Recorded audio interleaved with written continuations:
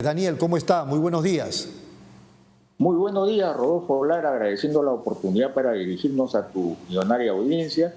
Este tema es muy interesante, está vigente, pero hay que ver los antecedentes, ¿no? Sí, vamos. Esto se remonta a la dación del impuesto a las transacciones financieras a finales del año 2003, que, como sabemos todos, graban diversas operaciones bancarias, que, ojo, no es lesionar el secreto bancario. ¿Por qué? Porque el año siguiente, el año 2004, el Tribunal Constitucional falló aclarando de que el ITF, que es el antecedente de la norma que estamos comentando ahorita, no lesiona ni vulnera el secreto bancario ni la reserva tributaria. Era la etapa del gobierno de Toledo, 2004. Correcto, así es. Entonces, se da la norma. Lógicamente algunos cuestionan porque sentían lesionados o afectados sus derechos y recurren al Tribunal Constitucional, quien resuelve y le dijo, oiga, acá no se afecta ni el secreto bancario ni la reserva tributaria, para empezar. Eso para empezar.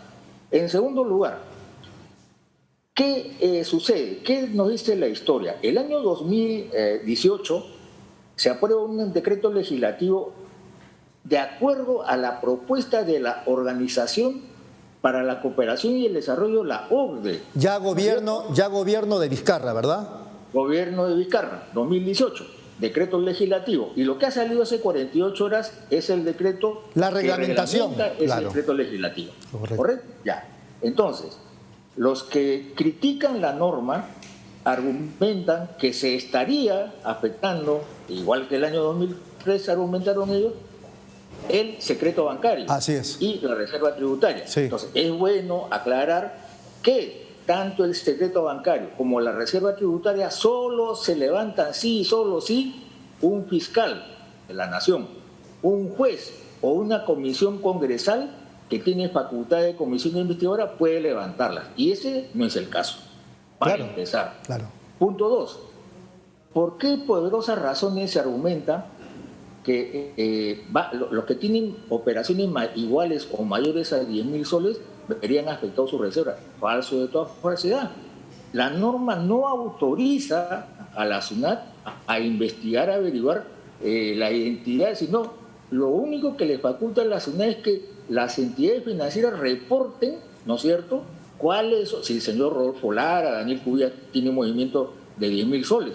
Entonces el señor Lara, el señor Cubilla tienen que decirle a la SUNAT, ¿no es cierto?, oiga, a mí me ha llegado 10.000 soles porque mi primo me prestó, yo me endeudé con una entidad crediticia, al final tengo que explicar el origen de mi ingreso. Y eso no es delito acá ni en ningún país del mundo. Daniel, el que no la debe no la teme. ¿Se acuerda que lo decía un expresidente? El que no la debe no la teme. Rodolfo, ¿tú te acuerdas? Nosotros hace un año más o menos, denunciamos, junto con otro medio de comunicación, los aportes que hizo el Banco de Crédito del Perú a la campaña de una ex candidata presidencial, utilizando justamente los mecanismos con los cuales ahora este gobierno quiere combatir y evitar casos futuros. ¿No es cierto?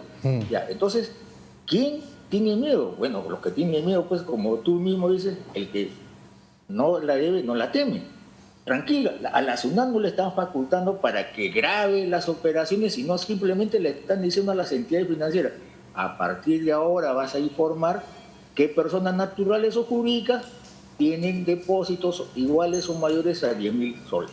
Correcto. Ese es el esquema, ¿no? Un elemento más. ¿Esto es un invento, entre comillas, que se ha dado aquí en el Perú en estos años y ahora, o esto también se practica en otras partes del mundo?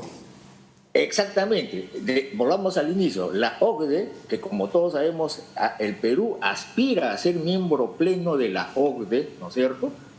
En los países desarrollados, las administraciones tributarias están interconectadas directamente con sus sistemas tributarios y financieros. Vayamos a Estados Unidos, a Italia, a Japón, a Reino Unido. Esos países, la SUNAT de esos países está interconectado con su sistema bancario y nadie dice nada.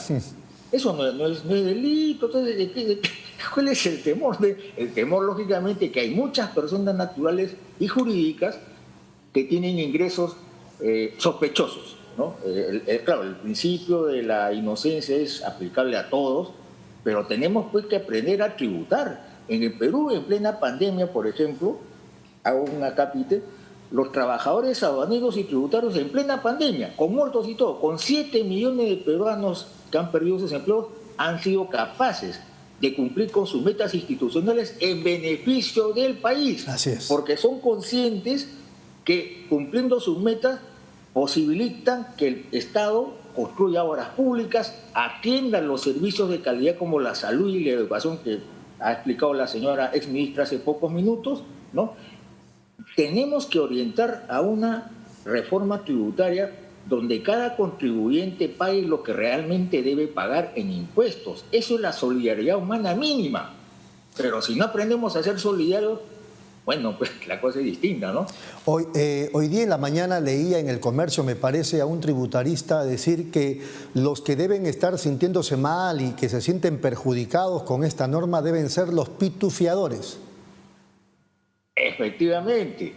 Y acordémonos del término, creo, los pitufeadores, claro que sí, ¿no? Porque esa gente pues agarra 50, 100 personas y a cada uno le da 10.000, 20.000 soles y con eso blanquea, y tenemos experiencia de toda la receta. ¿Te acuerdas que había un partido que organizaba rifas, ¿no? Y a cada uno le aparecían aportantes de fantasmas, ¿no? Cada uno aportaba 20 y ellos ni sabían que su nombre estaba ahí. Entonces, esta norma apunta a fortalecer la labor de la SUNAT para combatir eficazmente la evasión y la elusión tributaria, que parecen lo mismo, pero no son lo mismo. Acordémonos, Rodolfo, que la elusión tributaria significa que los dueños de las grandes fortunas en el Perú, que no tributan, desvíen sus fortunas a los paraísos fiscales. Entonces, si ponemos en balanza y en valor la labor fundamental de la SUNAT en la economía nacional, tenemos que apoyar esa medida. Claro. Que hay riesgo, pero claro, Rodolfo, riesgos ha habido. La filtración de información a terceros es un riesgo latente. Así es. Y eso no viene de ahora. Acordémonos, Rodolfo, yo me acuerdo tu noticiero, que hay muchas organizaciones criminales que tienen informantes de dentro de las instituciones bancarias. Claro. Y dicen, oye, Rodolfo Lara saca ahorita 10.000, 50.000 soles y lo asaltan a Rodolfo Lara. Eso no es novedad. Pero la plataforma de la SUNAT, yo sí te garantizo, tenemos certificaciones de calidad que sí hay una capacidad de soporte para el número de operaciones. Muy bien. Y como te digo, en medio de todo eso, los aduaneros y tributarios han cumplido con las metas institucionales en beneficio de los más vulnerables del país. Daniel, para terminar ya, este mismo tributarista que aludía, que escribió hoy en El Comercio, me parece, decía que sí. Ayer y en los días anteriores hay gente que asustada ha estado sacando su platita del banco. Entonces, él dice, inútil lo que han hecho porque SUNAT ya se dio cuenta por el ITF. Claro, claro que sí. Ahora, el ITF te graba muchas operaciones, pero no todas. Por ejemplo, ¿qué operaciones están exoneradas? Los depósitos, los pagos que te hacen, por ejemplo, por concepto de remuneraciones. Eso no está grabado por él, pero sí está registrado. Así es. Está contabilizado.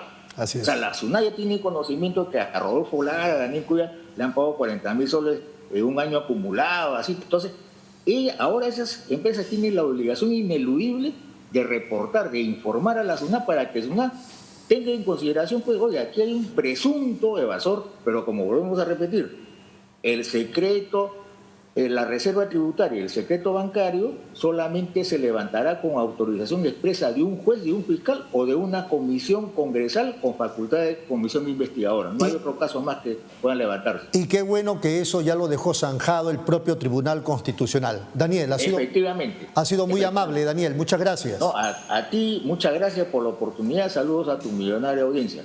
Muy gentil.